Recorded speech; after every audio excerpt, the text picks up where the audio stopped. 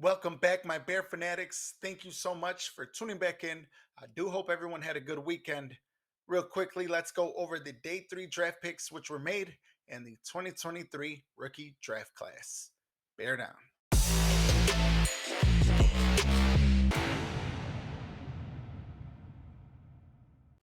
Well, ladies and gentlemen, it is important to realize and remember that when Ryan Poles first got the job, not only did he say we will take over the North and never give it back, but he also did remind us that he was going to build through the draft. And in year two, he did just that. One thing that we got to be super impressed with, I honestly don't care who it is that we got or who we wanted.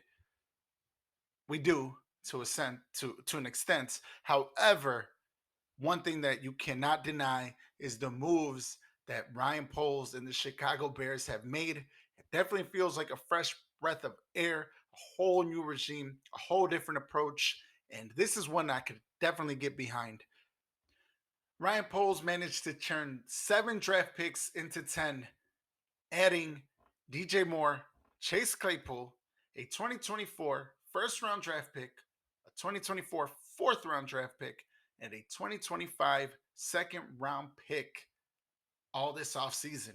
And that's without even naming any players that were added. That alone is something to be excited about. That alone is something to get behind. I hope Bear fans can understand that it's not going to be built in one day, overnight, one season. It can. We have seen examples of teams doing so. However, with just the youth that we're bringing in, the way it seems that we are building, don't expect it to, but this is definitely building the foundation for a better future here in Chicago, especially with the NFC North being up for grabs.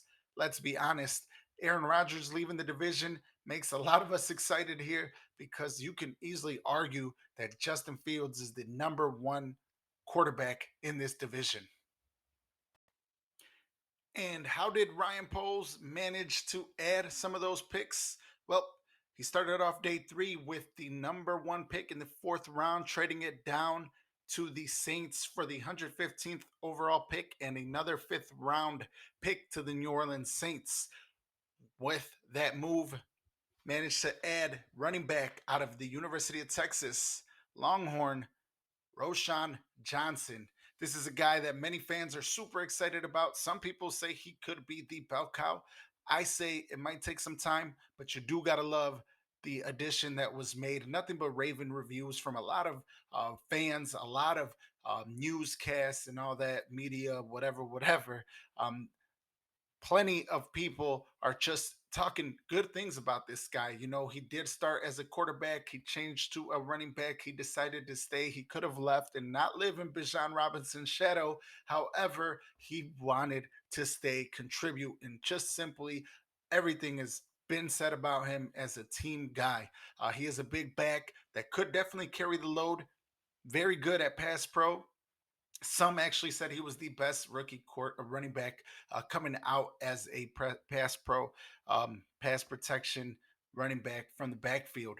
Another thing is definitely him being able to play with the special teams. So he's someone I could see contribute. It seems like this guy is going to be uh, has all the potential to stick around in the league, and you could just definitely tell this guy was brought in to help the culture here in Chicago.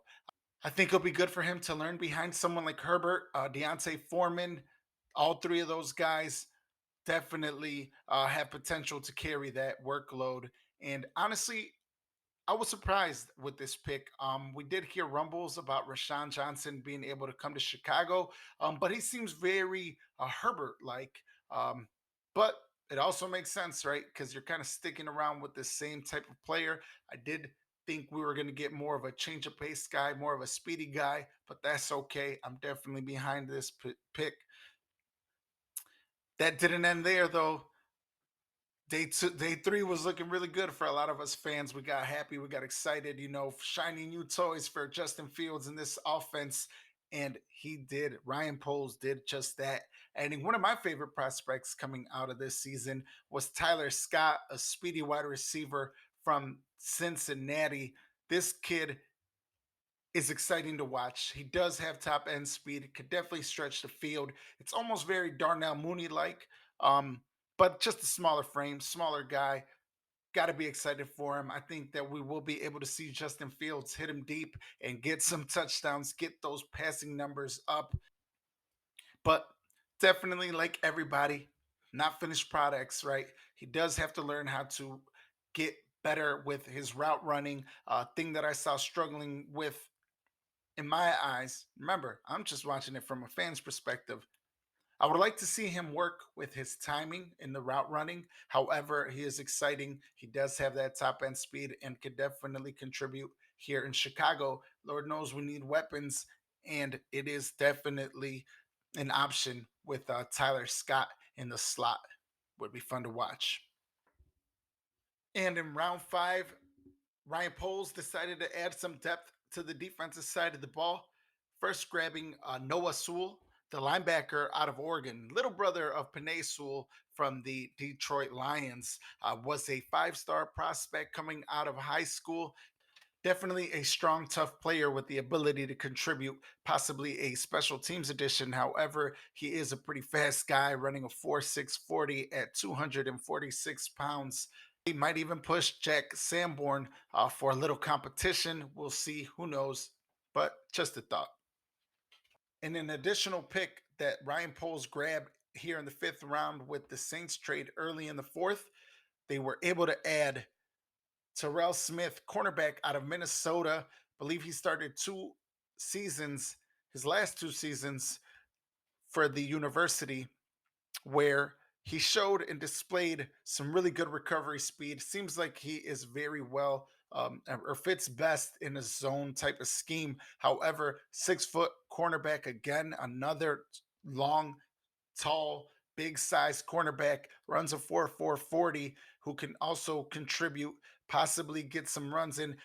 The only thing I'd like to see him definitely get better at is just being a little less tight in the hips, a little more fluid. However, we'll see, man. But if this guy could pan out and actually contribute to the defensive side of the ball, would be awesome, especially since you just traded down just to get it. Just a bonus pick. A lot of fans were also excited about this guy. The sixth round went on. The Bears did not have a pick. However, in the seventh round, we had two. And Ryan Poles added Travis Bell, a defensive lineman from Kennesaw State, another additional add, another depth piece, someone that Ryan Poles in his earlier press conference, I believe it was yesterday, actually just stated how much he loved this guy. Didn't even want him to leave Hellas Hall when he did have his top 30 visit. This guy's someone that's passionate about football. A thing that Ryan Poles raved about was how this guy had a full time job and would go play football on his off time from work. Hopefully, that high motor could translate to the NFL where he could contribute because we definitely need all the big bodies to help out. That'd be a great story for someone like Travis Bell. And with the final pick, Ryan Poles and the Chicago Bears decided to add some depth to the safety room, getting Kendall Wiliamson from Stanford, more of a special teams type of addition. But however, again, another 6 foot body, 200-pound defensive back added to the team. And just like that, the NFL draft has come and gone. I know one thing that the fans definitely wanted to see was a defensive end added to this team. However, with free agency still upon us, still going on, might be something we could definitely see here in the future. Please stay tuned in. Please like, subscribe, comment below what was your favorite part of the 2023 Chicago Bears draft. Till next video, my friends, bear down.